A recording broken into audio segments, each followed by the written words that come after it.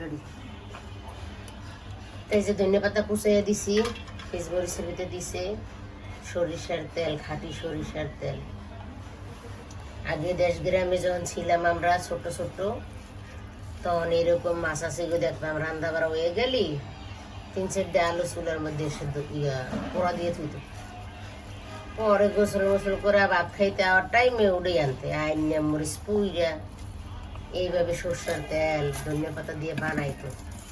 আগের দিনের খাওয়ান বন্ধুরা যা মজা, এই ছোট্টকালের খাওয়ান কইতাম, অনেক মজা লাগে পুরো আলু ভর্তা বানাই খাইলে। তো এইভাবে আপনারা বানিয়ে খাইবেন, দেখবেন মজা কি মজা না।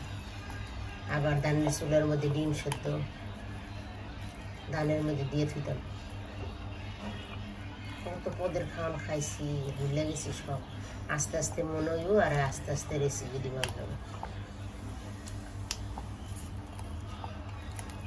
আমাকে তো আসলে ধান চাউলের ব্যবসা, বেশিরভাগই আমরা লাঠুর মধ্যে এরকম মুরগি আবার মানুষের তাই নিয়ে ময় মশলা মাইকিয়া একারে সুন্দর ধানের চুলার মধ্যে পুরা দিতাম, সুন্দর গিরিল হয়ে যাইত। এই সুন্দর বুঝতাম না যেটা মুরগি পুরা গিরিল কয়, তখন তো কইতাম মুররা পুরে খাই কইতাম।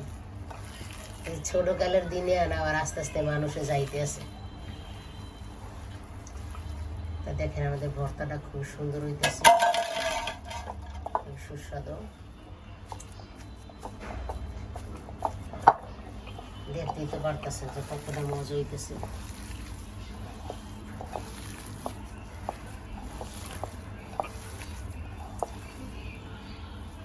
ঠিক আছে, টেস্ট করে দেখো।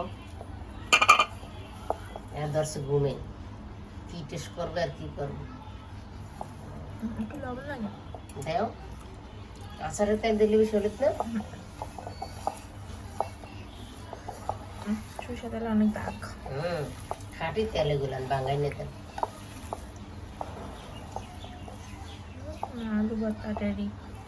আমার দাদির হাতের 2-3টা রেসিপি মনে আছে, এগুলো আস্তে আস্তে দেখাবো। বড় লাগবে, বড় কাইন না, এই রেসিপিগুলো আস্তে আস্তে আমি দেখাবো। বহুত পুরানো রেসিপি। এটা মাখো।